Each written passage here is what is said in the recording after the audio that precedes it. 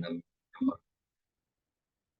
ओम ज्ञानतिमिरन्धस्य ज्ञानाञ्जनशलाकया चक्षुरोन्मिलितं येन तस्मै श्रीगुरवे नमः। नमः ओं विष्णुपदाय कृष्णप्रेष्ठाय भूतले श्रीमते भक्तिवेदान्तस्वामिनिति नामिने। नमस्ते सारस्वती देवे गौरवाणी प्रचारिणे निर्विशेष शून्यवादी पाश्चात्यदेशतारिणे। जय श्री कृष्ण चैतन्य प्रभु नित्यानंद श्री अद्वैत गदाधर श्रीवासादि गौर भक्तवृंद। हरे कृष्ण कृष्ण कृष्ण हरे हरे, हरे Ram Ram Ram Hare Hare. Would somebody like to summarize what we discussed last time?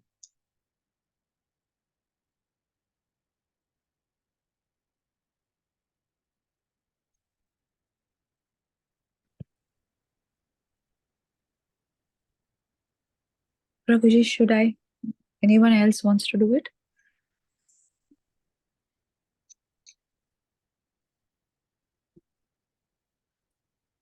Yeah, you can summarize. Okay. So 24th Anuccheda, Nigamanat means conclusion. 5 steps in Anuman Praman, Pratigna Hetu Vyapti Udharan Nigamana. Now we have concluded that all of the Lord's quality, they belong to his inherent nature. Now Swarupa Shakti is going to be discussed till the end of Sandarbha. Prayers of personified Vedas 10.87.38.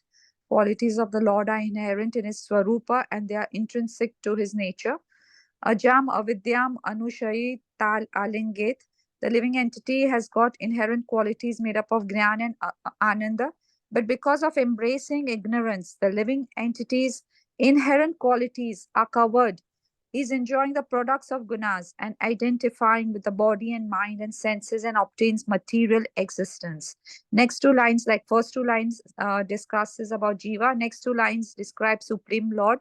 Tvam uta jahasi. Tam means you give up, reject Maya. Lord says Maya is present in me only. Then Katham Tyaga.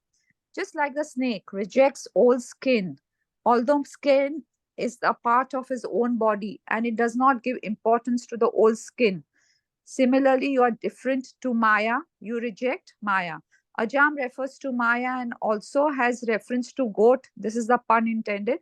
Lord is indifferent to Maya, although it is his own potency.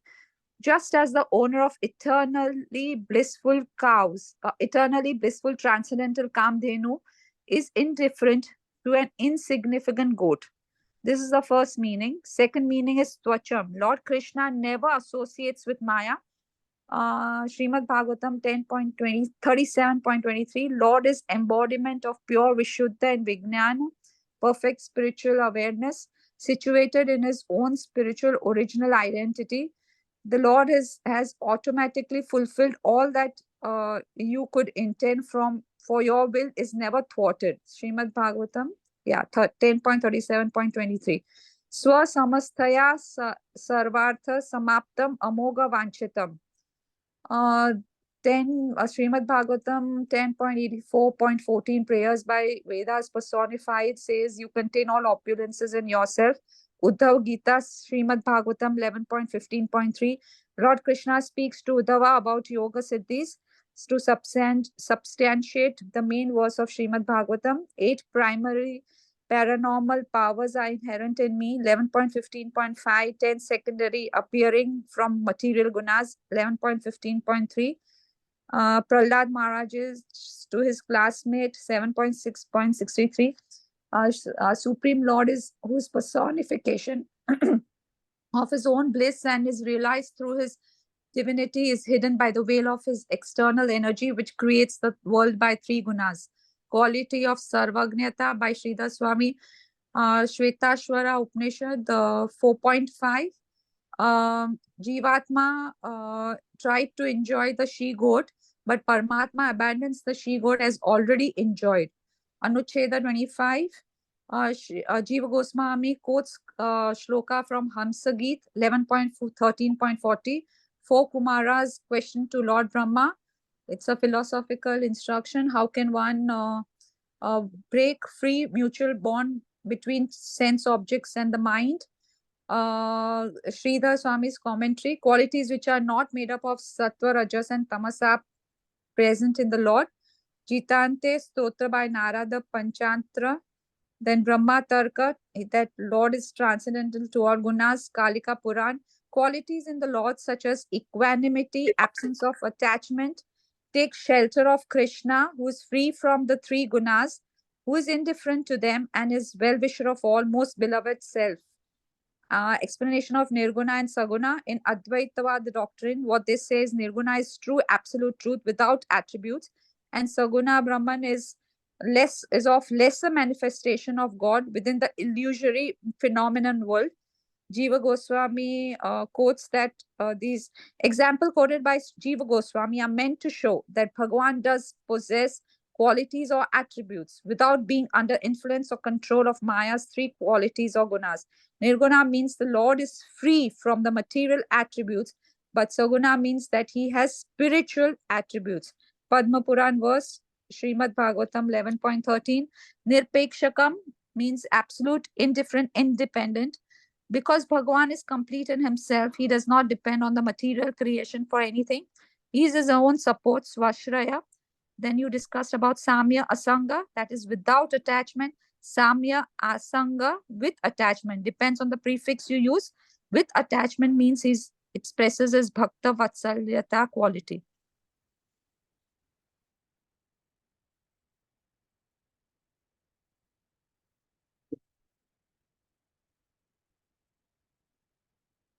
Hare Krishna.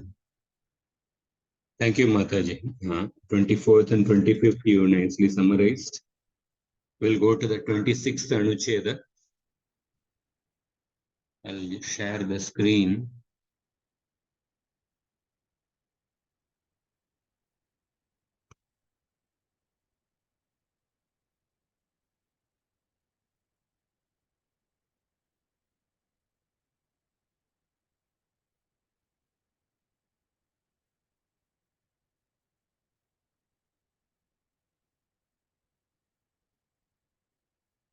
Okay.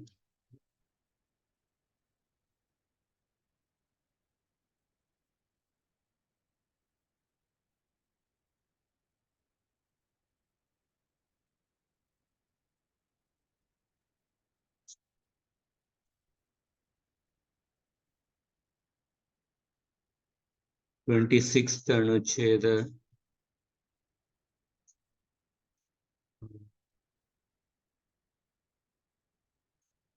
Can you see the screen? Okay. Anyatra cha Shri Hamsa Vakya Sthitadi Grahana Krodi Kritan Tan Bahuneva Satyam Shaucham Ityadibir Ganayitvaha. So in the previous Anucheda, Jiva Goswami quoted the Vakya spoken by Hamsavatara in the 11th canto, I think 13th chapter. So in that previous Anucheda, in the verse quoted, it got mentioned that Mam Bhajanti Gunas Sarve Nirgunam Nirapekshakam Suhrudam Priyamatmanam Samya Sangadayo Gunaha. So all the gunas such as equanimity and absence of attachment, they take shelter of Krishna, who is free from the gunas and indifferent to them. So in that particular verse which was quoted, how the Lord, the different gunas take shelter of the Supreme Lord, who is free from the gunas. That means all these gunas are spiritual in nature. They are not material in nature. So Anyatra cha Shri Hamsa Vakya. Hamsa Vakya refers to the verse which was quoted in the previous Anucheda. Hamshavakya Sthitadi. Sthita Adi. Sthita Adi.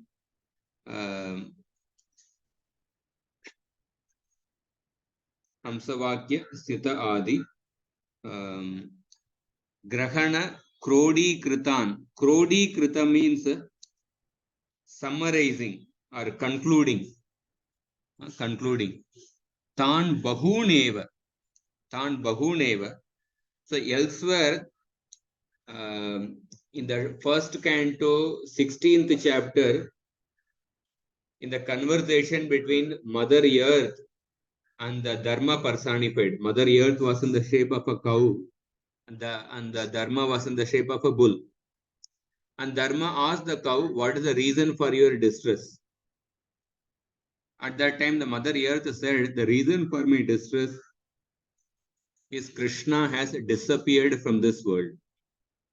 So at that time, Mother Earth enlists 39 qualities of Krishna. So Tan Bahuneva Satyam Shaucham Ityadibir. The quality is beginning with Satya Shaucha. So here in this Anucheda, Jiva Goswami says that Anyatra, elsewhere, Mother Earth lists many qualities. Bahuneva, like Satyam Shaucham, truthfulness and purity, including the ones found in the words of Hamsavatara. So in the previous Anucheda, whatever words spoken by Hamsavatara, in that some qualities were mentioned. Only few qualities were mentioned. What were the qualities mentioned? Samyam, Asanga, Nirguna, Nirapekshaka, and Suhrudam, and Priyam. Only these qualities are mentioned in the Hamsavatara's statement. But in the first canto 16th chapter, when Mother Earth is enlisting the qualities of Krishna, she lists many qualities. Apart from the qualities mentioned by Hamsavatara. And after mentioning all the exhaustive number of qualities, Mother Earth is giving a summary, Krodi Krita. She is giving a conclusion by the statement, Yete Chanye cha Bhagavan Nitya Yatra Mahagunaha Prartya Mahatva Michadbir Na Vyantisma Karhichit. So, Yete cha Anye cha Bhagavan. Yete means the qualities which were mentioned by Mother Earth. So, how many qualities he has mentioned? 39 qualities. So, the qualities which are mentioned here, and Anye. Anye refers to other qualities. Because the Lord has unlimited qualities. Many qualities may not be mentioned among this list of 39. So, therefore, Mother Earth is also including other qualities which are not mentioned. All these qualities, Prartya Mahatvam Ichadbir. Mahatvam Ichadbir means those who are aspiring for greatness, they desire these qualities. They desire these qualities. And these qualities are Nitya Yatra Mahagunaha. They are present eternally in Krishna. And Na Vyantisma Karihichit. They don't decay or they don't reduce at any point in time. Na Vyantisma Karihichit. Karihichit means at any point in time, Na Vyanti. They don't get destroyed or they don't diminish at any point in time. So, Tika Cha, Sridhar Swami's Tika. Yete means what? Yete refers to Yekona Chatvarimshat. Chatvarimshat means 40. Eka Una means 1 less than 40. That means 39 qualities. So the 39 qualities mentioned by Mother Earth before this verse, that is 1.16.30, that is the verse quoted. But before this verse, in 3-4 verses, Mother Earth lists the 39 qualities. Maybe 5-6 verses could be. And Anye refers to other qualities not mentioned. For example, Brahmanyatva, Sharanyatva. Brahmanyatva means being respectful to the Brahmanas. Sharanyatva, giving protection to those who come to take shelter. Sharanyatvadayo Mahanto Guna Yasmin Nitya Sahaja. These gunas are present in Krishna Nitya, eternally. And Sahaja means they are present in Krishna naturally and eternally. And Na Vyantisma. Na Vyanti mean Na Kshiyante. they never diminish, they never get destroyed. So in this world, we see that somebody has some good quality, but in due course of time, many times that good quality also starts reducing. It starts decaying, actually. Decaying means like in different circumstances, they fail to display those qualities. But in the case of Krishna, they never get destroyed, they never diminish. And then Jiva Goswami gives one more quotation to support this, how the qualities never get destroyed, from Vishnu Purana. Kala muhurtadi mayascha kalo nayad vibhute parinama hetuhu. Vibhute. There are many divisions of time called as muhurta and muhurta adi. Muhurta adi. There are many divisions of time. But all these divisions of time cannot transform, parinama, cannot transform the qualities of the Supreme Lord. They cannot transform the qualities of even the vibhutis of the Supreme Lord. Nayat vibhutehe parinama hetuhu. This is another quotation which is also supporting the Bhagavatam statement, how the any measurement of time will never transform the qualities of the Lord. The qualities will never get destroyed, will never diminish in due course of time. So this is the 26th anuccheda. So we see that in this world also, I'll mention few points from the purport. So we see in this world, a person is beautiful not because of the physical beauty. Physical beauty, it reduces in due course of time. But a person is mainly known by his qualities. There is a beautiful verse in the Bhartruhari's Niti Shataka. Shrotram Shrutenaiva Na Kundalena. The ornament of the ear is not the earring. The real ornament of the ear is the learning of the person. How much he has learned by hearing from a guru or the Shastra. Danena Panir Natu Kankanena. The real ornament of the hand is not the kankana, armlet. The real ornament of the hand is the charity a person gives. Vibhati kaya karuna paranam paropakarai natu chandanena. The real ornament of the body is not anointing the body with the chandan, but the real ornament of the body is to do paropakara to others. Having a kind disposition, and out of that kindness, doing selfless service to others. That is the real ornament. So we see that qualities are something which make a person beautiful. So Mother Earth says that I have lost my beauty because Krishna, who is the abode of wonderful qualities, has disappeared from me. But nevertheless, she says that, but Krishna's qualities are eternal and they do not diminish or change in time. So when we talk about Krishna's qualities, so Mother Earth has listed 39 qualities. Jiva Goswami in the Krama Sandarbha, he lists 85 qualities. Rupa Goswami in the Bhakti Rasamrita Sindhu lists 64 qualities. Brahmaji tells in the Bhagavatam, Gunatmanastepi gunan vimatum hitavatirnasya kayishiresya kalena yairva vimitasu kalpair upam shavakke mihikadyubasaha. So Brahmaji says that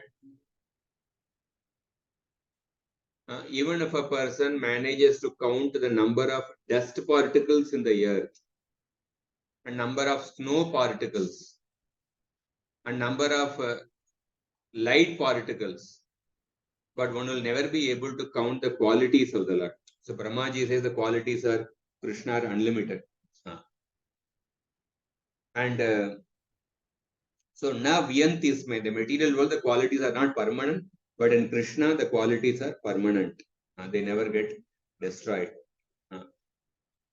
And another point we can see, by the mercy of Krishna, by performing pure devotional service to Krishna, even the devotees are bestowed with the good qualities of the devatas. Yasyasti bhaktir bhagavat yakinchana sarvair gunaistatra samasate sura harabhaktasya kuto mahadguna manoratena satidavato bhagihi.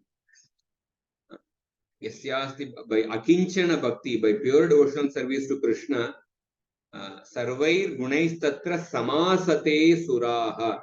All the good qualities of the devatas manifest in such a person. On the other hand, somebody who is not a devotee of Krishna, where are their virtues? They are always superficially running about in the impermanent existence. And another point,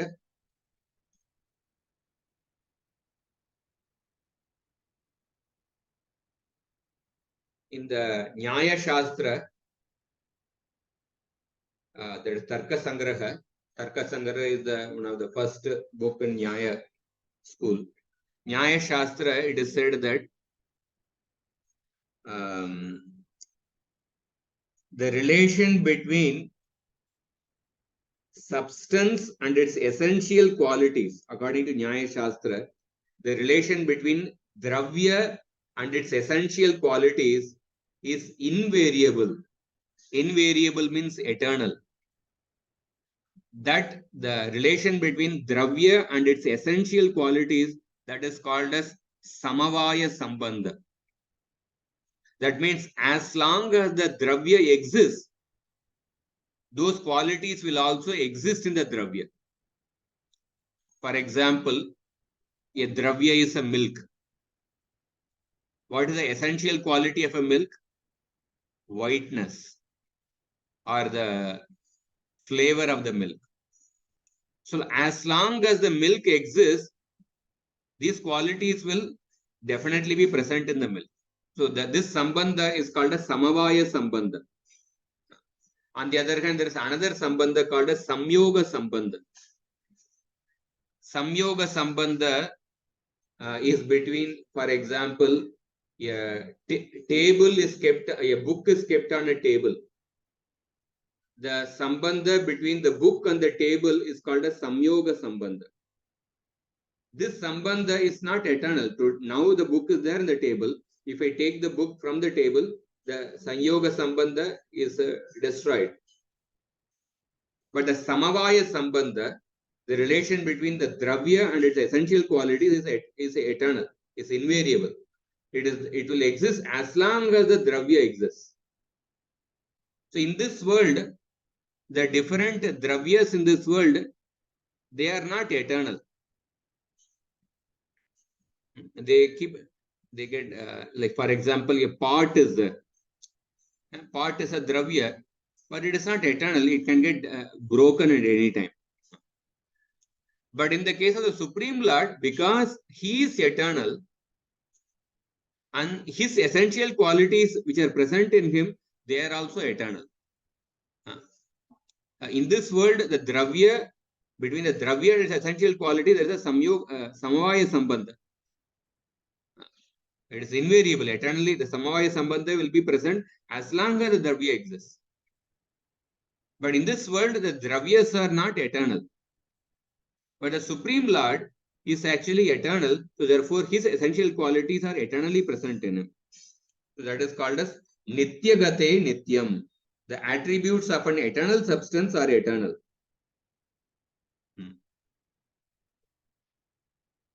So time has no influence over the attributes of Bhagavan.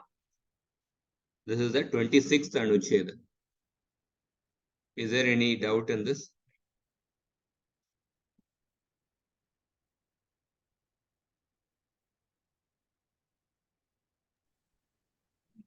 Yeah. We are trying to understand, Prabhuji. Thank you. Go on, Prabhuji. Okay. We'll go to the next 27th anucheda.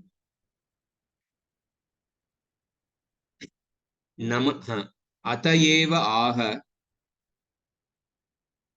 Namastubhyam Bhagavate Brahmane Paramatmane Nayatra Shruyate Maya Lokasrishti Vikalpana. This verse is quoted from the 10th canto, 28th chapter, the prayers offered by Varuna Dev to Krishna. Varuna Dev to Krishna. Namastubhyam Bhagavate. I offer my obeisances to Bhagavan, the Brahman and the Paramatma. So, Bhagavate, Brahmane, Paramatmane, they refer to the three aspects of the absolute truth. My obeisances unto you, the Bhagavan, the Brahman and the Paramatma. Na yatra shruyate maya, loka srishti vikalpana. In all these three aspects, Bhagavan, Brahman and Paramatma, Maya is not seen or heard. Maya does not have its influence over all these three aspects of the absolute truth. Not only with Bhagavan, but even with Paramatma and even with Brahman. And what is this Maya? Loka Srishti Vikalpana. This Maya only orchestrates the creation of this world. Loka Srishti Vikalpana. This Maya has never been heard within the Brahman, Paramatma and Bhagavan. So Sridhar Swami's commentary. Yatra Bhagavat Aditvena Trida eva spurati Swarupe Maya na shruyate Tasya tata tata Spurtir Mayaya na bhavati iti arthaha. What is the meaning?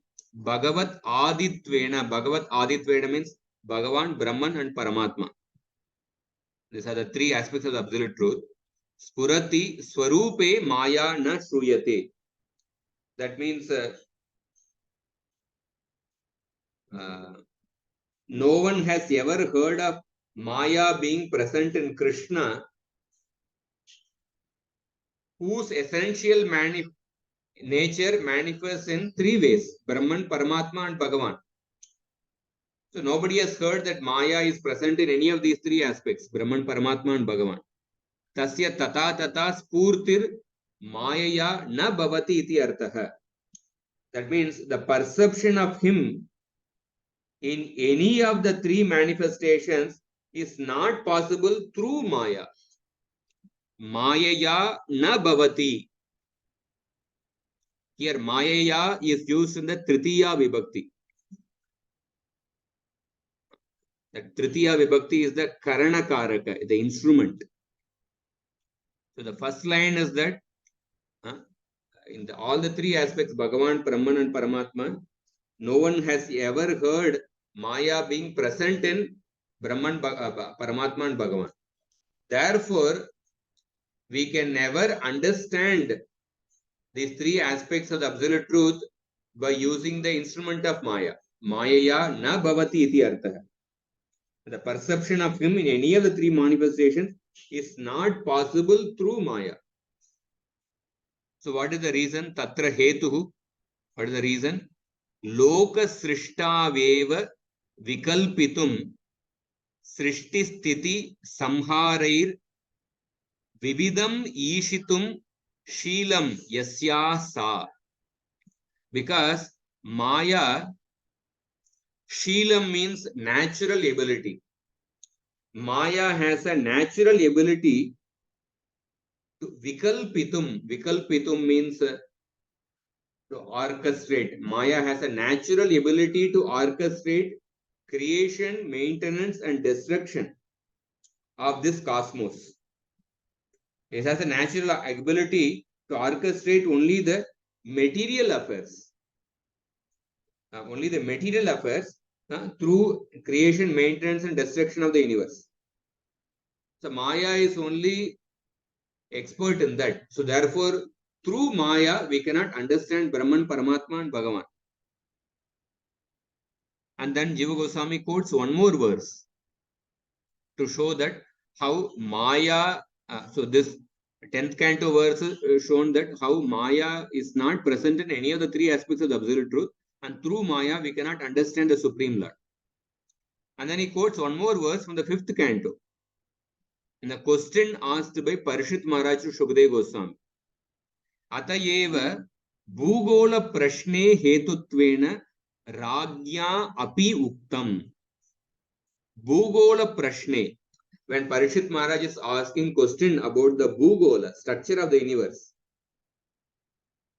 in that question also we can see that how the Lord is transcendental, Bhagavan is transcendental, beyond the three modes of nature. Maya is not present in him. We can see in that question also. What is the question? Bhagavato Gunamaye Stula Rupa Aveshitam Manohi Agune Api Sukshmatama Atma Jyotishi Pare Brahmani Bhagavati Vasudevakye Shamam Aveshitum. So here Bhagavato Gunamaye Stula Rupa Aveshitum. So Parishit Maharaj is asking Shukdev Goswami to describe the universal form of the Lord. The universal form is the Stula Rupa. And the universal form is made of the Gunamaye. It is made of the three gunas. The meditation on the universal form is a facility for those people who cannot appreciate the two-handed or the transcendental form of the Lord.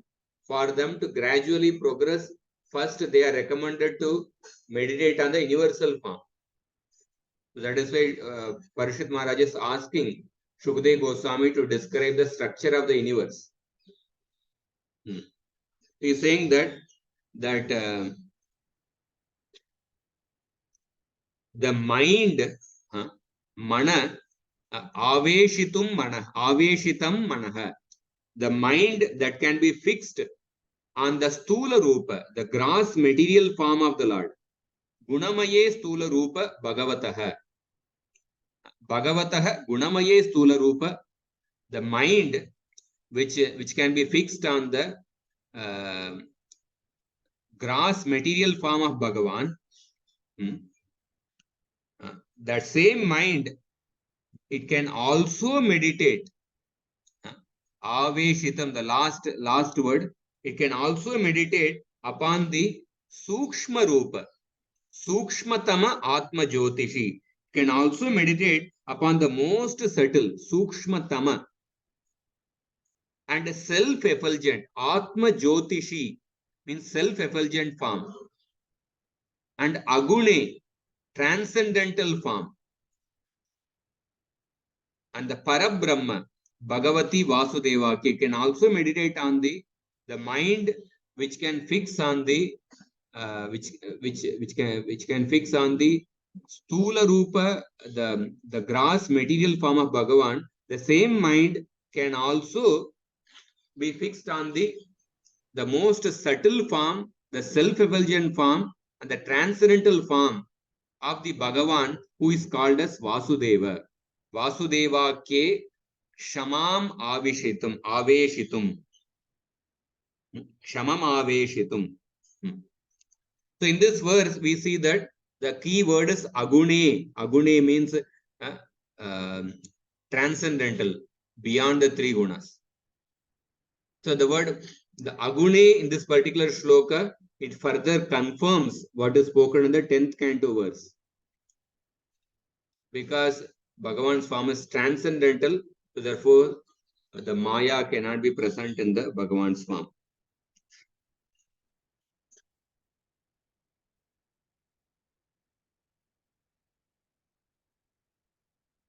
Is it clear, this anuccheda, this 27? Hare Krishna, Prabhu. I'm sorry, I joined in between, so I'm a little bit lost.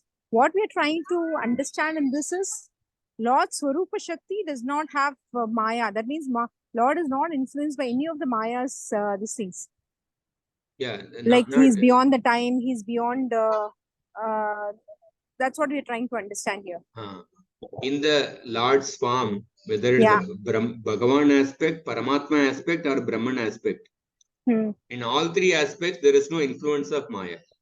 So therefore, we cannot understand any of these three aspects of the absolute truth through Maya. Okay. That is what the 27th Anuccheda. So this is the Swarupa Shakti we are actually this is being described in. This is one of his verse specifically Swarupa Shakti is not described. Mainly Swarupa Shakti that will be discussed till the end of this Anuccheda, Jiva Goswami mentioned.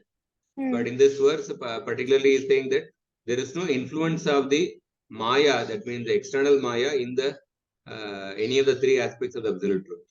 Yeah, no, in generally I'm saying from the 25th to 24th onwards, he says till the end of the book, we are going to discuss about the Swarupa Shakti of the Lord.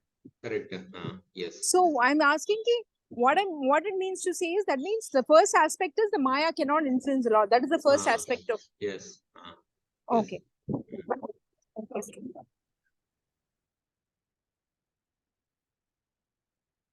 We will go to the 28th Anuccheda. The 28th Anuccheda, again the same theme. The same theme as 27, but another verse is quoted. The 26th Anuccheda, we saw that the Lord's qualities are eternal and they never get destroyed. That is why the Bhagavatam, first canto, 16th chapter verse was quoted. 27th Anuccheda, Maya is never heard in any of the three aspects of the absolute truth. Therefore, we cannot understand the Lord through Maya. So 28th Anuccheda also, how about the Maya, another verse is quoted from the Bhagavatam, second canto. Tasmai namo bhagavate vasudevaya dhimahi yan mayaya durjayaya mam vadanti jagadgurum vilajyamanaya yasya sthatumikshapate muya vimohita vikattante mamaham iti durdiyah. So this is a beautiful verse spoken by Brahma to Narada, second canto, 5th chapter. Tasmai namo bhagavate. I offer my obeisances to the Bhagavan Vasudeva. Dhimahi, upon whom I meditate. I offer my obeisances to Bhagavan Vasudeva, upon whom I meditate. Yan mayaya durjayaya. Yan durjayaya mayaya. Durjayaya is the adjective for maya. By whose maya potency? What kind of maya potency? Which cannot be conquered easily. By the Durjaya, by his invincible maya. Mam vadanti jagadgurum. By his invincible maya, I say that I am the Jagadguru. I speak that I am the Guru of the world. Or by his invincible maya, people of this world, they call me as a Jagadguru. They call me as the Bhagavan. Because that was the Narada's question. You remember Narada goes to Brahma that I think you are the only creating this world. It seems you are the Supreme Lord. But at the same time, I have a doubt because sometimes you also seem to be meditating on somebody. So is there somebody above than you? Like that, Narada asked a question. So Brahma is saying that I offer my obeisances to Bhagavan, by whose invincible maya people call me as Jagadguru. And Vilajyamanaya yasya statum ikshapate muya. This maya potency, Vilajyamanaya, it is shy to stand in the path of the Lord's vision. Iksha pate. Pata means path. Iksha means vision. Vilajya manaya, the Maya, Vilajya manaya means shy. Or it is shy to stand in the path of the Lord's vision. That means it is basically Maya is shy to stand in front of the Lord. And Vimohita Vikattante Mamaham iti Durdiyaha. Durdiyaha means less intelligent people. The less intelligent people, Vikattante, they blabber or they speak. Vimohita, being bewildered by this Maya. Being bewildered by this Maya, what do they speak? Mamaham iti. They always speak in terms of me and mine. They always absorbed in thoughts of me and mine. So in this verse, we see that how the Maya is shy to, afraid to stand in front of the Lord. That is one of the key. Vilajya Manaya, yes, yeah, that will be highlighted. So here we see Sridhar Swami's Tika. Tama adi mayatvena swasya sadoshatvat. Because the Maya is actually consisting of Tama adi. Because the Maya is composed of the lower gunas like Tamo guna, Rajo guna, etc. Because of that sadoshatvat, because the Maya is filled with these doshas, because it is filled with this Sattva guna, Rajo guna, Tamo guna. So therefore, Sachidananda Ganatvena Yasya Nirdoshasya Netra Gochare. So because the Maya is filled with these lower gunas, it is afraid to stand in front of the Supreme Lord, who is having the form composed of Sachidananda Gana, who is having a Sachidananda Swarupa, and Nirdoshasya, who does not have any faults. Netra Gochare, and Maya is afraid to stand in front of the eyes of the Supreme Lord. Netra Gochare Vilajya Manaya. Vilajya Manaya means it is Lajja, you understand? Lajja means shy.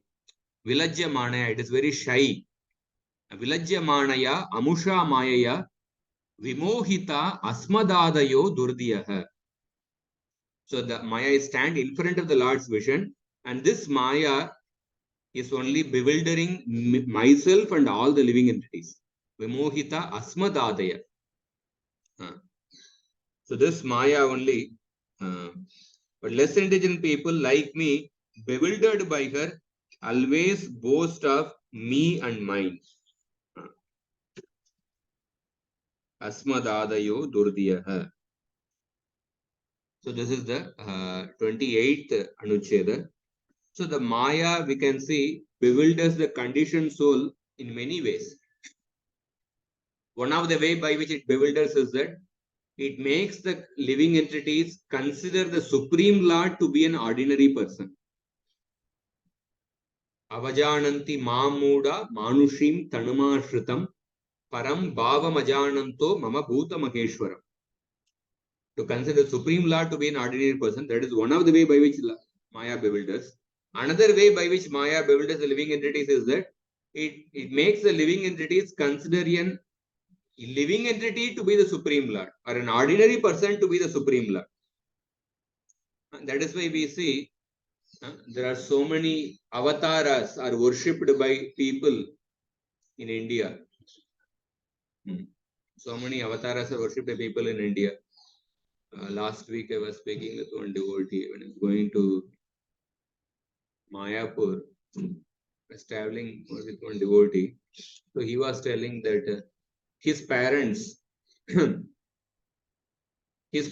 are into, they are active members of Satya Sai Baba in Andhra near Hyderabad.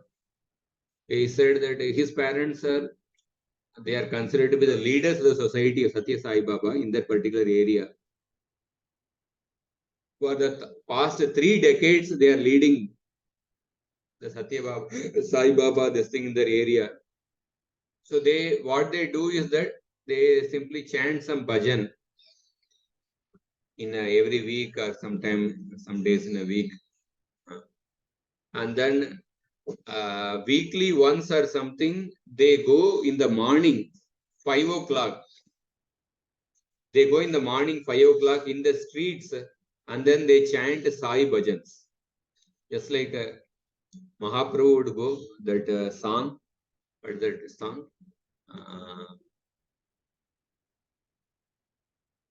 He would go in the morning performing Sankirtan, wake up all the conditioned soul, chant the holy names of Krishna. I forget that song.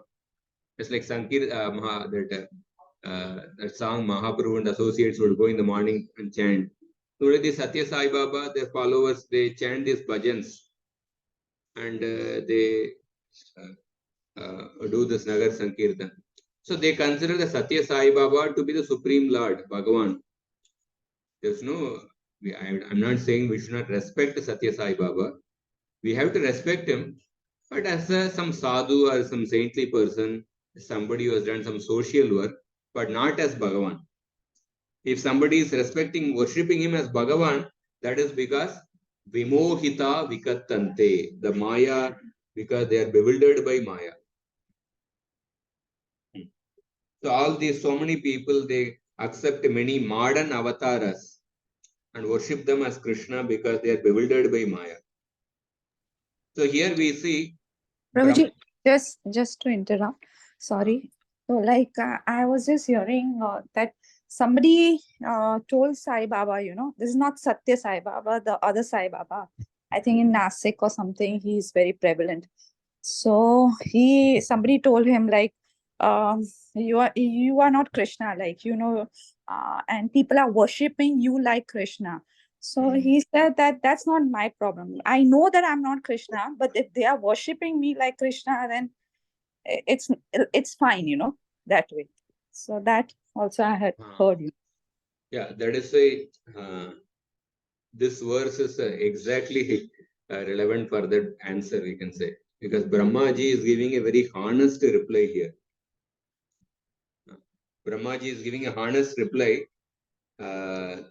Brahmaji, he was never flattered by Narada Muni's eulogy, and nor did he misguide Narada Muni in replying to his question.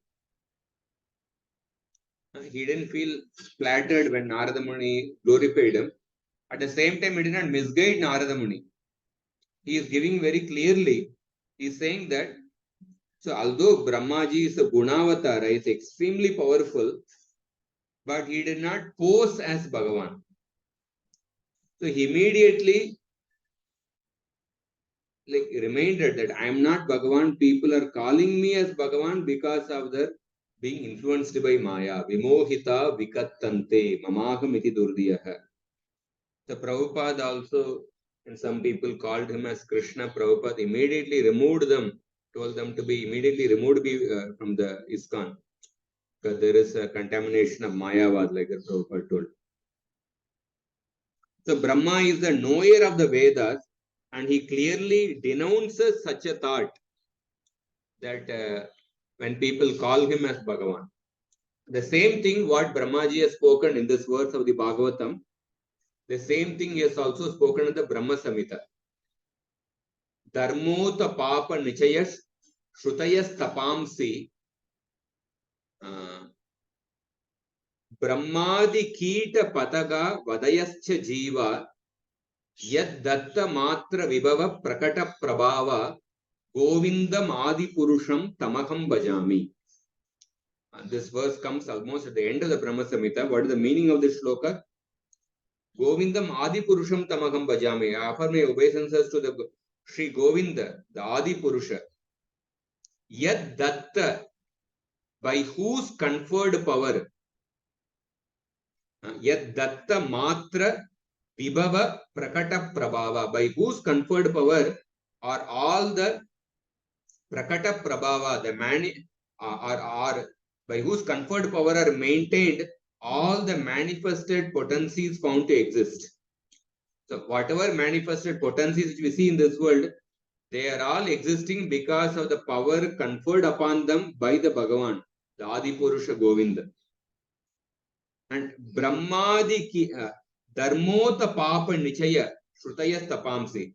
Whether it is Dharma or Papa, Shrutaya or the Vedas or the penances, and Brahma Adi Kita, starting from Brahma to a smallest insect, all the living entities, they are conferred power by the Adi Purusha Govinda. To that Adi Purusha Govinda, I offer my obeisances. So Brahma is very clearly mentioning that.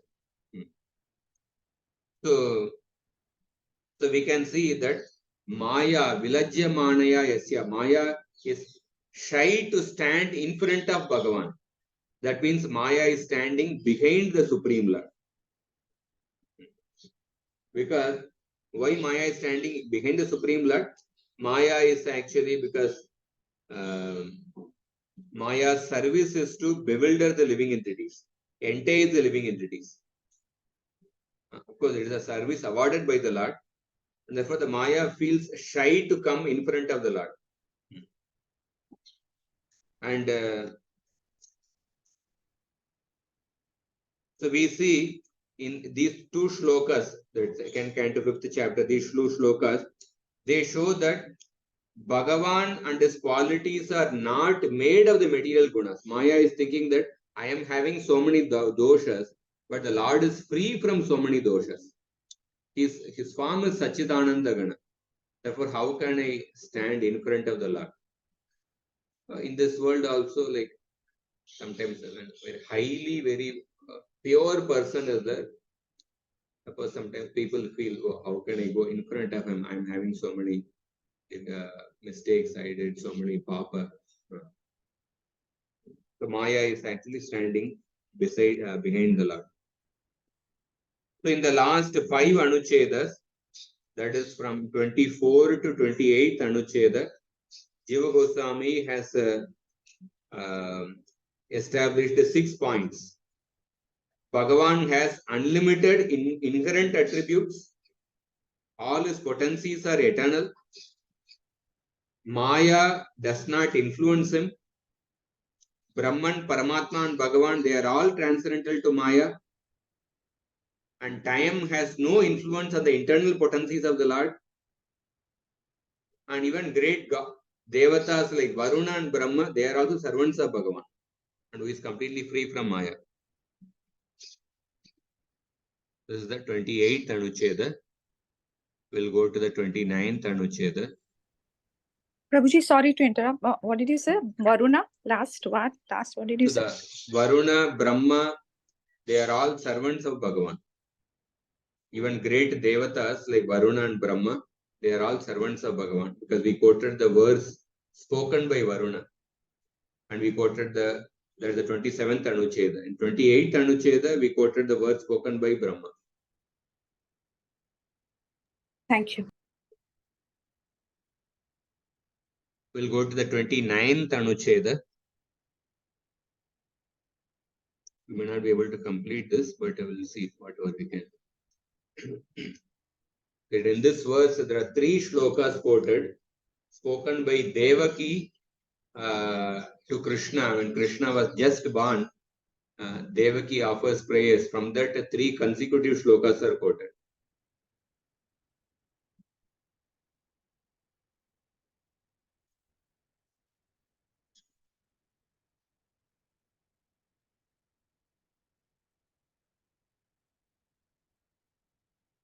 Tadevam Aishwaryadi Shakkasya Swarupa Bhutatvam Uktva Shri Vigrahasya Purna Swarupa Bhutatvam Vaktum Prakaranam Arabhyate. So the Shatka means 6. Aishwaryadi, there are 6 opulences of the Supreme Lord. And these 6 opulences are, they were established previously. One of the previous Anuchedas, it was established that these 6 opulences are Swarupa Bhutatvam. They are eternally present. They are actually inherent to the Supreme Lord. It has been already spoken.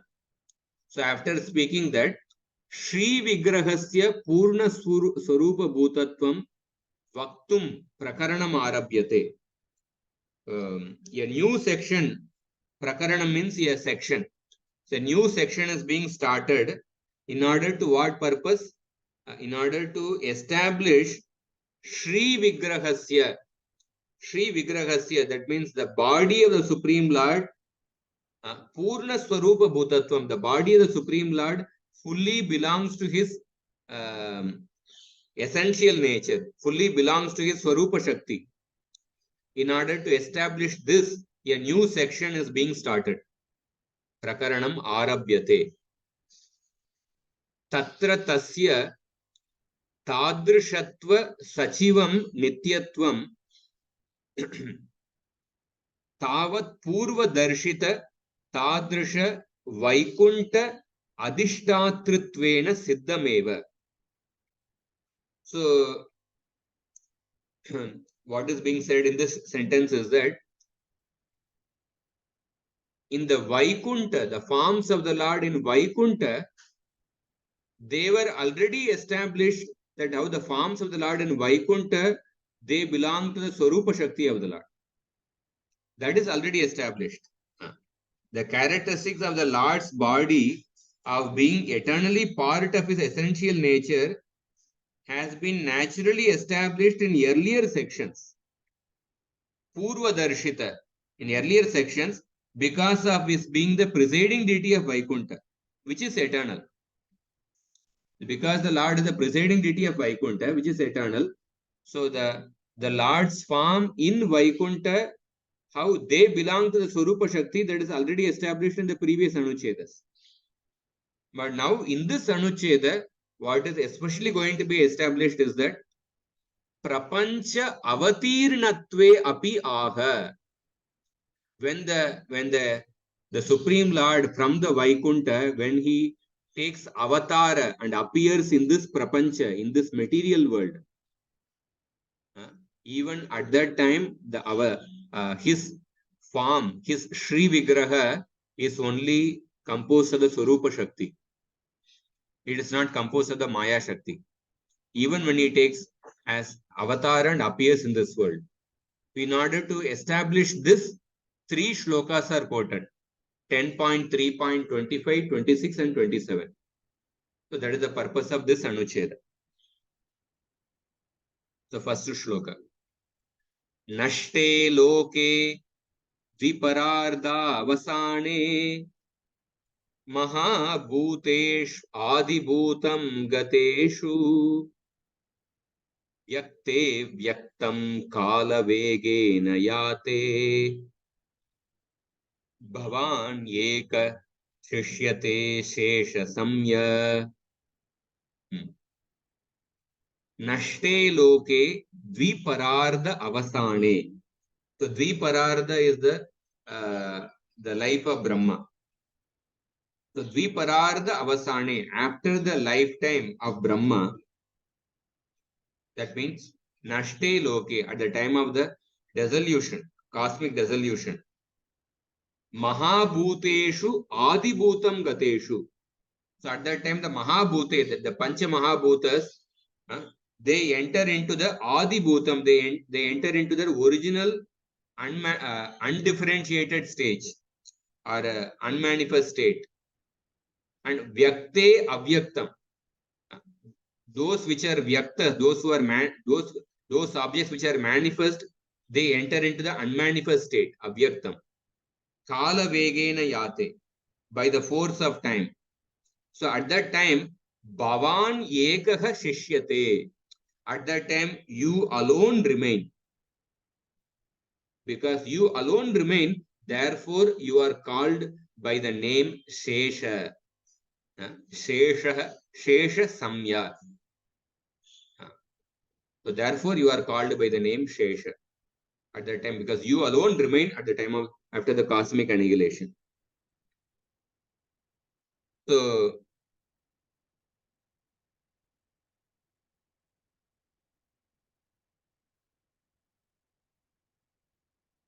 Yeah, I will first explain some of the, before we go to the next shloka, first we see.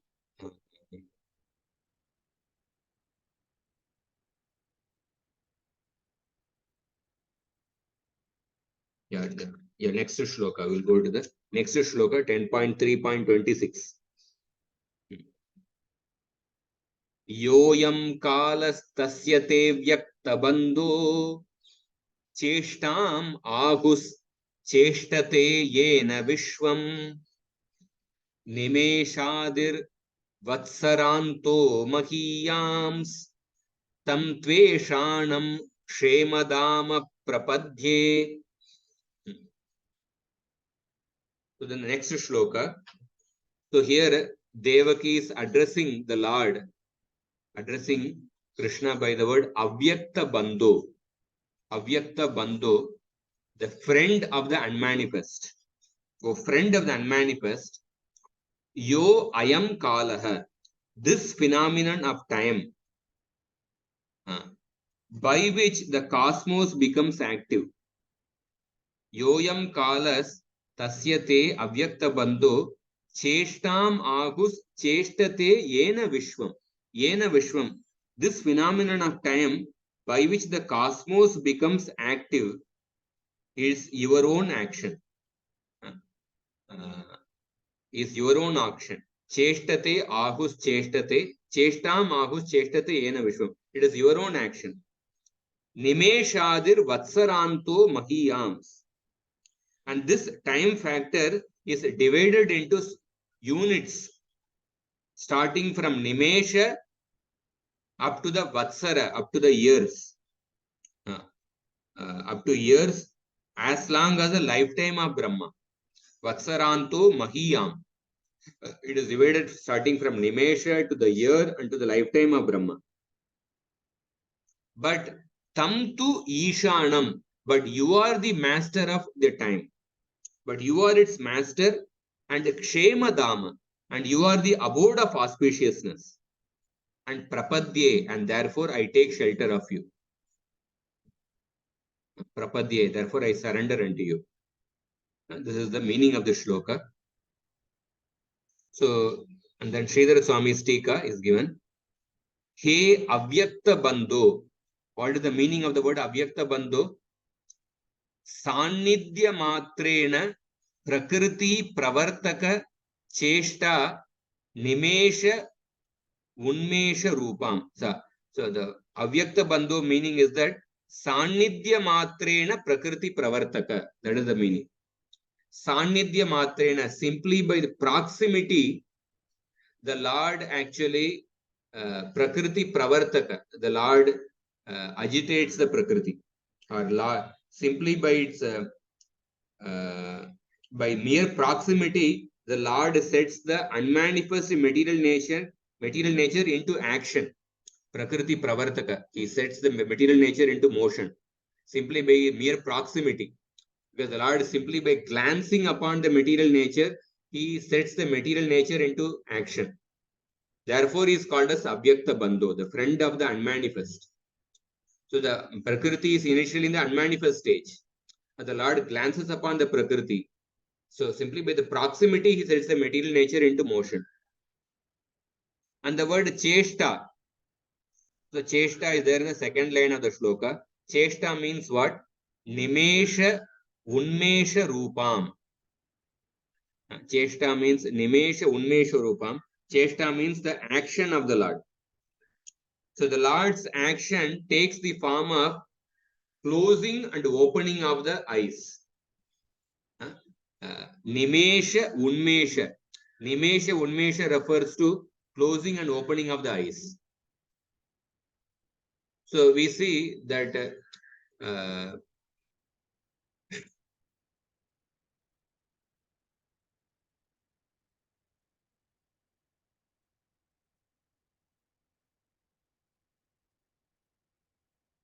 so that the Lord performs action simply by closing and opening of the eyes. Cheshta, Nimesha, Unmesha, Rupa. And then, so there is a quotation is also given from the Mahanarayana Upanishad. Shrutischa. Shruti refers to the There's a Shruti Vakya. What is the Shruti Vakya? In the blue it is there. Sarve Nimesha Jagire Vidyuta Purushad Adi. Jagire means taking birth. Sarve Nimesha Jagire Vidyuta Purushad Adi. Sarve Nimesha, that means all the divisions of time beginning with Nimesha are born from the Vidyuta Purushat. They are born from the self-luminous Purusha.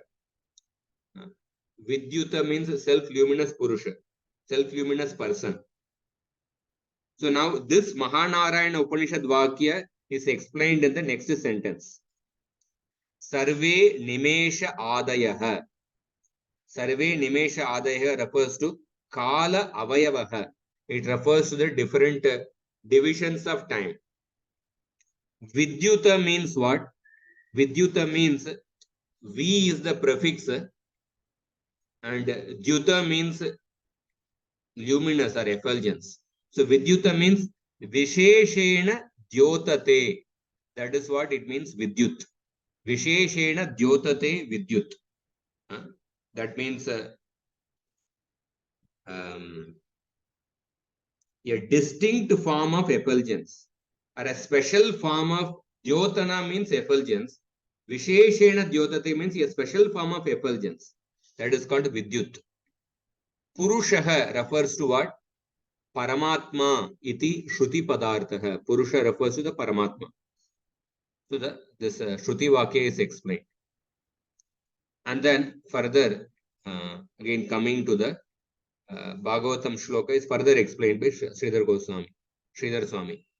Sarvatra Srishti Samharayor Nimittam Kala Eva. So Kala is the efficient cause of creation and destruction. Kala is the efficient cause of creation and destruction. Tasya tu tad anga cheshta rupatvat tau tatra na sambhavata eva iti bhavaha. Tasya tu tad anga cheshta rupatvat tau tatra na sambhavata eva iti bhavaha. So because time is manifest from the bodily movement of the Lord, tad anga cheshta rupatvat, because when the Lord opens his eyes and closes his eyes, by that the time is manifest. So tad anga cheshta rupatvat, because the time manifests from the bodily movement of the Lord, creation and annihilation cannot apply to the Lord's body. So tad anga cheshta rupatvat tau tatra na sambhavati. Tau tatra na sambhavati means, so the because the time manifests from the bodily movement of the Supreme Lord, and the time only accomplishes creation and annihilation. Therefore, creation and annihilation will not apply to the body of the Supreme Lord. So the body of the Supreme Lord, that means it will be eternal. Tau tatra na sambhavata eva iti bhavaha. So tatra hetvantaram kshema dama iti. Tattva hetantaram. Another reason for the absence, of creation and destruction in the Lord's body is that because the Lord's body is kshema dama, is the abode of auspiciousness. Is the abode of auspiciousness. Twa means twam, unto you. Unto you. And then he says that atra swa abhishtat tasmat avirbhavat eva kamsa bayam kaimutyena varitavati. Atra swa abhishtat tasmat avirbhavat. That means what? So in this verse, Devaki dispels her fear of Kamsa. Kamsa bayam. She is dispelling her fear of Kamsa through the Kaimuttika Nyaya. Kaimutyena Varitavati. Through the Kaimuttika Nyaya, she is actually destroying her own fear of Kamsa. How she is destroying the fear of Kamsa? Because this Supreme Lord, she mentioned, this Supreme Lord is the master of the time factor. Because he is the master of the time factor, therefore the Supreme Lord is in control of the creation, maintenance, and dissolution of the universe. And since this Lord has appeared in accordance with his own desire, Swa Abhishtat, this Lord, who is the master of the time factor, he has appeared by his own desire. So therefore, it goes without saying that he should have no fear of Kamsa. So this Supreme Lord, who is the master of the time factor and who is the master of creation, maintenance, and destruction, and this Supreme Lord has appeared by his own desire. So therefore, how can he be fearful of Kamsa? So in this way, she is using the Kaimuttika Nyaya. So Kaimuttika Nyaya means what? Suppose if I say X is greater than Y,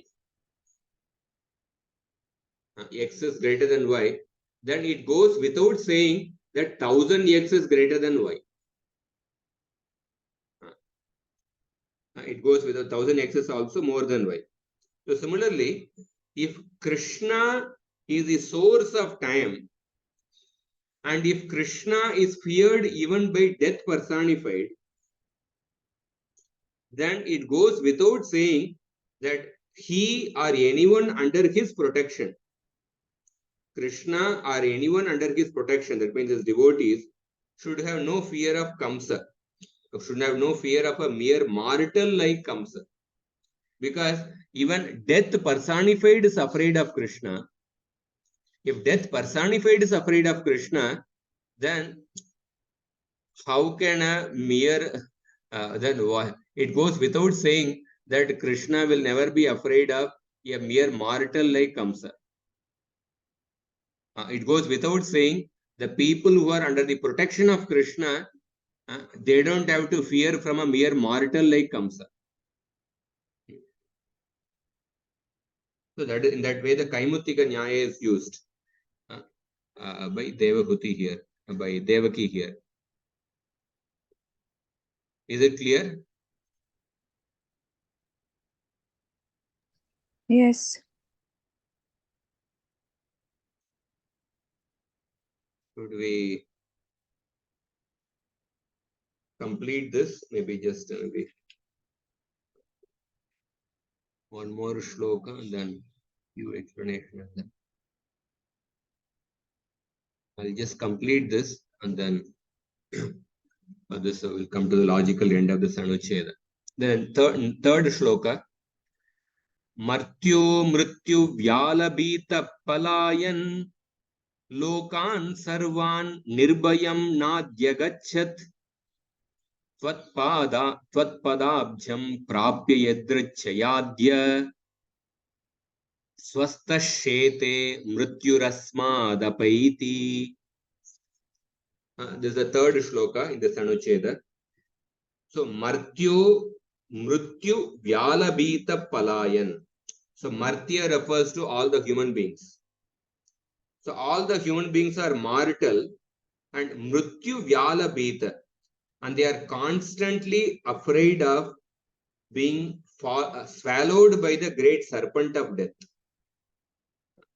So the death is compared to a serpent. Vyala refers to a serpent. And Palayan Lokan Sarvan. They may flee to any of the worlds. But Nirbhayam na adyagachyat. But nowhere can they find freedom from fear. Tvat padabjam prapya. Only when they Tvat padabjam prapya yadrichaya. Yadrichaya means by some good fortune.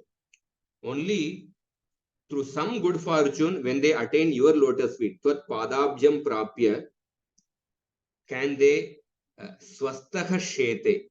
They finally rest in peace. Rest in peace and happiness.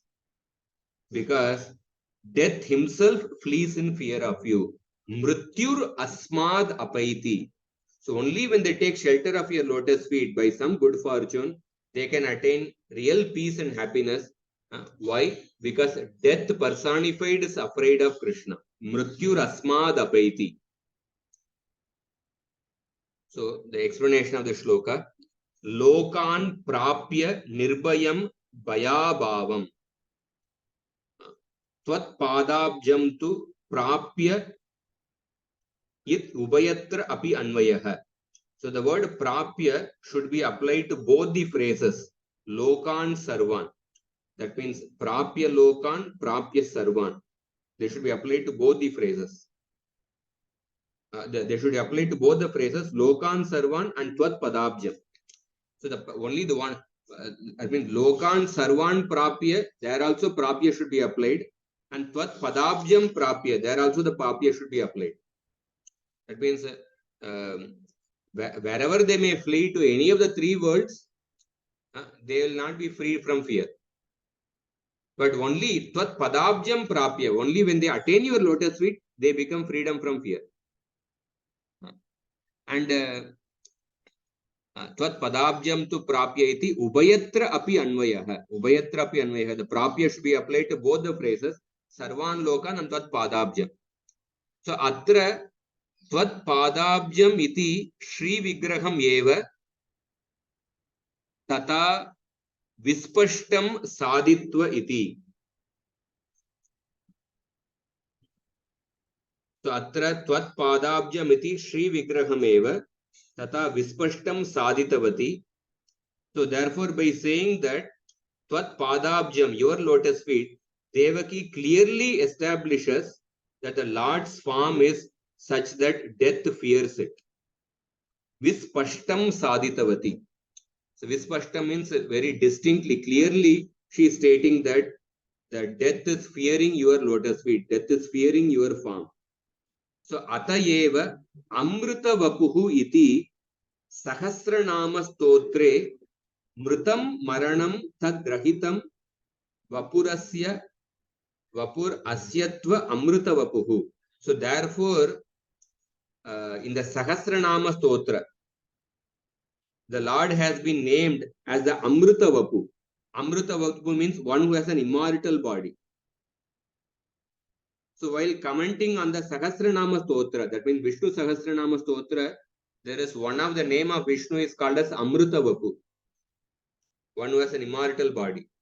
So Shankaracharya has also written commentary on the Vishnu Sahasranama. In Shankaracharya, while commenting on this particular name of Vishnu, that is Amrita Vapu, what he has mentioned is that Mritam Maranam Tad Rahitam Vapurasya iti Amrita Vapuhu. Mrita means death. So Bhagavan's body is free from death. Therefore, he is called as Amrita Vapu. Therefore, he is called Amrita Vapu. So, and then he says that Adya iti Janma bhavopi darshitaha sa janmani sarvatra saditvas yaiva siddhehe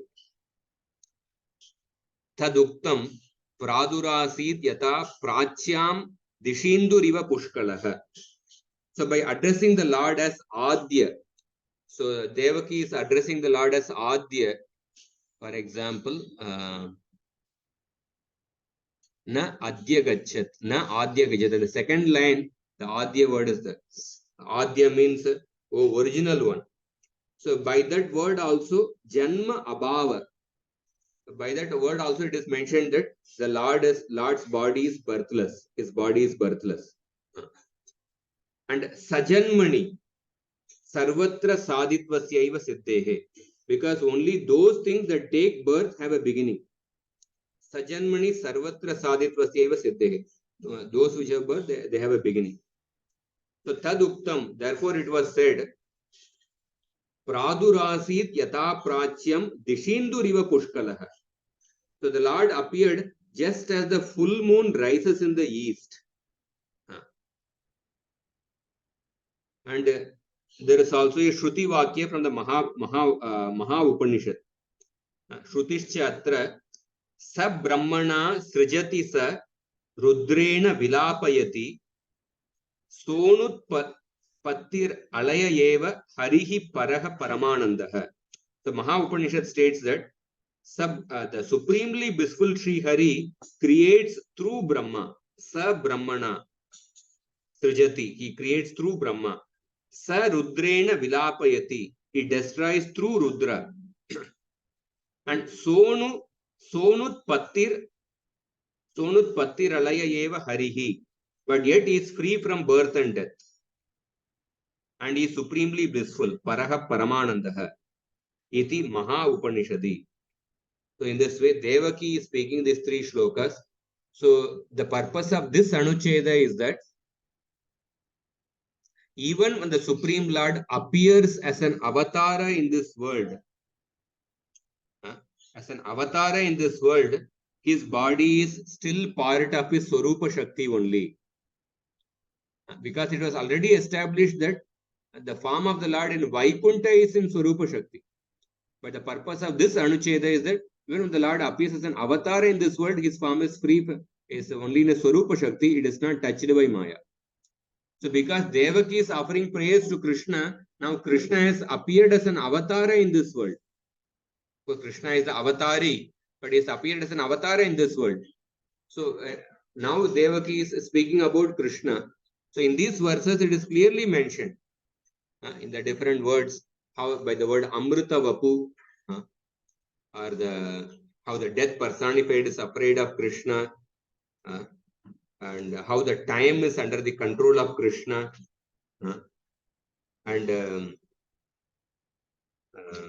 time is under the control of Krishna, and how the first shloka Devaki said that when everything becomes unmanifest, you only remain. Therefore, you are called as Sesha. The second shloka she said, you are the friend of the unmanifest Prakriti, and the time factor by which the cosmos becomes active, that is your own action. The time is divided into the nanosecond, nimesha, to years, to the lifetime of Brahma. But you are the master of the time and you are the abode of auspiciousness. And then Devaki said in the third verse that all the human beings are constantly afraid of death and they flee to all the different worlds, but they are unable to overcome the fear of death. But somehow, by some good fortune, if they take shelter of your lotus feet, then they finally become peaceful and they get happiness. Because why they get peaceful and happiness? Because even death personified is afraid of you. So in this way, in these three shlokas, Devaki's prayers to Krishna, it is clearly established that even when the Lord appears in this world as an avatara, the Lord's form is not touched by Maya. Lord's form is transcendental, Amrita Vapu. It does not have death. It's only under the control of his internal energy. So that is what we discussed, the 29th Anuccheda. We will go through some of the important points in the purport in the next class, and we will further go to the 30th Anuccheda. So anybody has any questions or comments?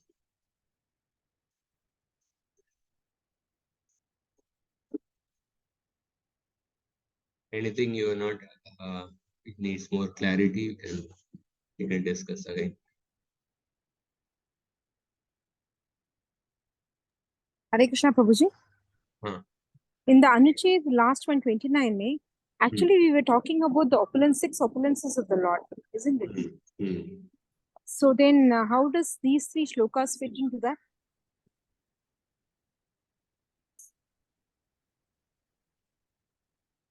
No, what he is saying is that how the 6 opulences of the Lord belong to his Swarupa Shakti, that has been already explained. That is how he begins the Anuccheda. You see, Tadevam Aishwaryadi Shatkasya Swarupa Bhutatvam Uktva. Uktva means already spoken. Already spoken, actually. Okay. After establishing that, now we want to establish that the Lord's body belongs to his essential nature. So previously it was mentioned that The 6 opulences belong to his Swarupa Shakti. Mm-hmm. Now he wants to say the Lord's body is actually belongs to his Swarupa Shakti. Okay. But even in that, he has already proved that the Lord's body in the Vaikuntha belongs to his Swarupa Shakti. That is already established in the previous anuccheda. Mm-hmm. Now he wants to establish the Lord's body even when he appears in the material world as an avatara, that belongs to his Swarupa Shakti only. Okay. Thank you, Guru.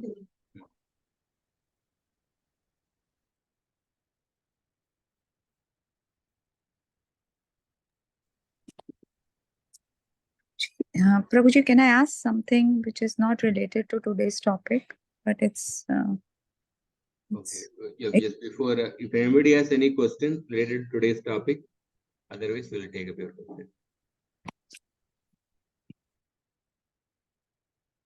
Okay, you can ask your question. So, Prabhuji, people who are in Brahman realization will stay there, right? As how people, the souls who've gone to the spiritual kingdom will never come down. So that way, the souls who are in Brahman realization will be there only. So, which would be the soul? Like, is it the Jivan Mukta who was free from material desires, but they are still in modes? Like, they will reach Brahman and then they descend down. So, these are the Jivan Muktas. What would be your definition of Jivan Mukta? The person like See, mukti, when we say there are 5 types of mukti. Sayujya, Salokya, Sarshti, Samipya, Salokya, 5 types of mukti. The definition of mukti, by definition, from the stage of mukti, one never falls down, including Sayujya mukti. Even from the Sayujya mukti, one never falls down. But before the Sayujya mukti, there is a stage called as Jivan Mukta. Jivan Mukta is a stage before Sayujya mukti. So from that stage, from the stage of Jivan Mukta, a person can fall down if he has aversion to the lotus feet of the Lord. That is what is explained in that Bhagavatam verse. Yenye Aravindaksha Vimukta Maninas Twayasta Bhavat Avishuddha Buddhayah Aruhya Krichirena Param Padam Tata Patantyado Anadrita Yushmadangare. So Vishwanath Chakravarti today morning I was discussing the Bhagavad Gita class. Vishwanath Chakravarti in the 18th chapter, 55th shloka. Bhaktya mam abhijanati yavan yasyasmi tattvata. In that shloka, purport he talks about 4 kinds of jnanis. Out of that, 2 jnanis are considered to be inferior and 2 jnanis are considered to be superior. So the 2 inferior jnanis are, the first inferior jnani is somebody who never worships the personal form of Krishna, who never performs bhakti. So such a jnani will definitely, because he is averse to the devotion to the personal form of the Lord, he never worships Krishna, he will definitely fall down. This is the first type of jnani. And second type of jnani is that somebody who externally worships the Bhagavan, the personal form of Bhagavan, externally performs the bhakti activities, but internally he has a disrespect towards the form of the Bhagavan. He internally has a disrespect towards the form of Bhagavan. So this jnani will also fall down. So this jnani will reach up to the stage of Jivan Mukta. He may reach up to the stage of Jivan Mukta, which is the stage before the Sayujya Mukti. But because internally he has a disrespect towards the form of Bhagavan, he will fall from the state of Jivan Mukta also into samsara. So these 2 jnanis are considered to be inferior. But there are 2 more jnanis who are considered to be superior.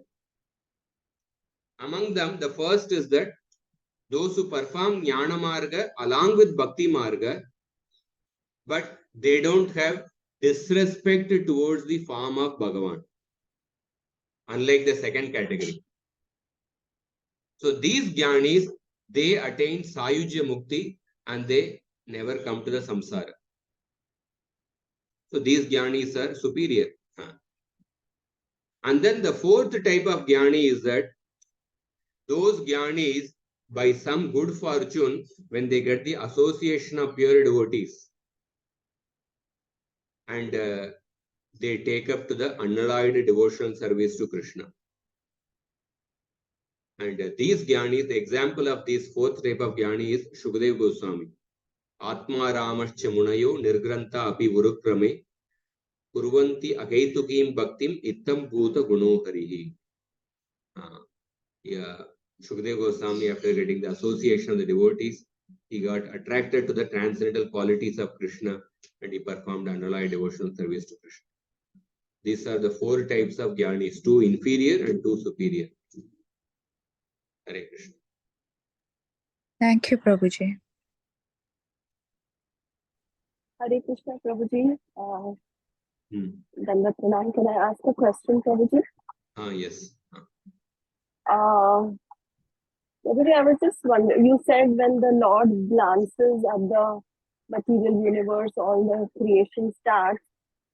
So, I know this is a very basic question, but we see that the universe 75% is a spiritual and 25% is a material world, which is the dark black circle which is there in the diagram.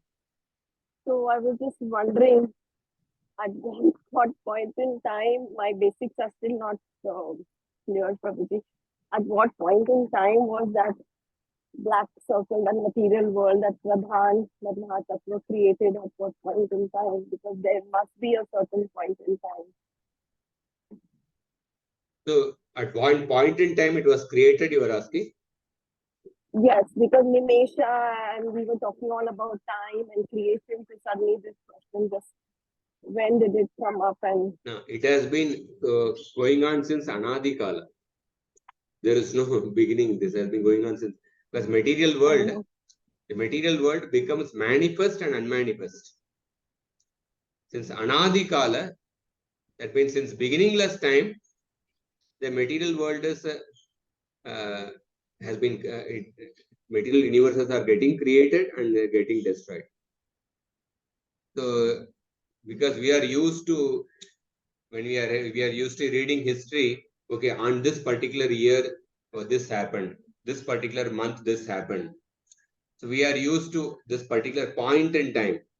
But here, in the case of the material creation, it has been going on since beginningless time. so, like, I can take it like becomes manifest and unmanifest. Huh? So through the inhalation and exhalation of Mahavishnu, Your voice is creation, getting. this material world comes, that 25%, or See, okay, the spiritual world is 75%.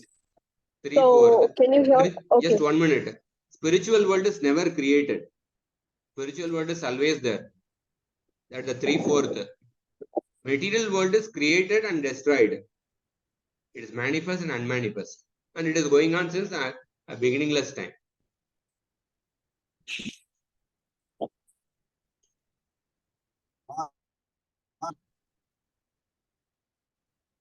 Your voice is not audible.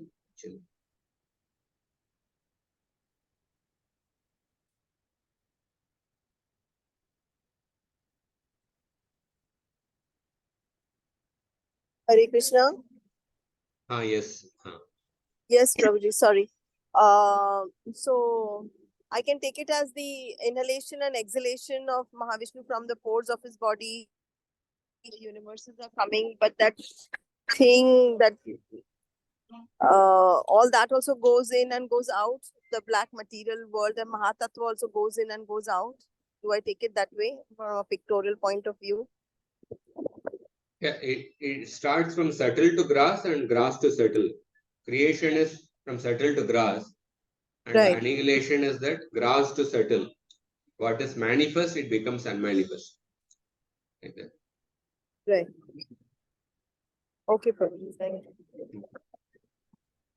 I think Prabhuji, last time you had quoted some verse like 11 canto 22nd verse or something, right? 10th verse or something. Am I right? That I mentioned. Anadya vidya yuktasya purushasya atma vedanam. The living entity's ignorance is there since beginningless time. Anadi avidya yuktasya. Since Anadi Kala, he is endowed with ignorance.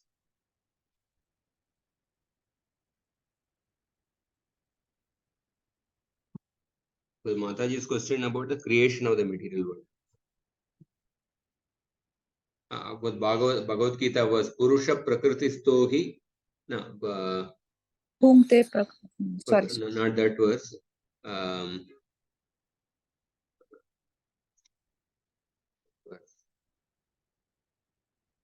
Vidyanadi Ubhav Api. That was 13 point. Uh,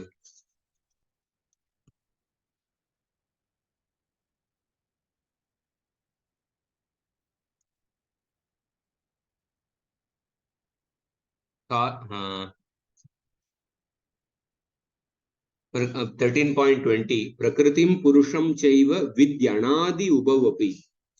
So Prakriti and Purusha both are there since Anadi Kala. Vidhi Anadi Ubhavapi. So this is also another confirmation. Prakritim Purusham Chaiva Vidyanadi Ubhavapi. The material world is there since Anadi Kala. It becomes manifest and unmanifest. There is no beginning point we can say on this particular time, on this particular date, the material world was created. No. Otherwise, Krishna would not have used the word Anadi. Anadi means beginningless time. Hare Krishna. So we'll stop here. Thank you for your patient attention.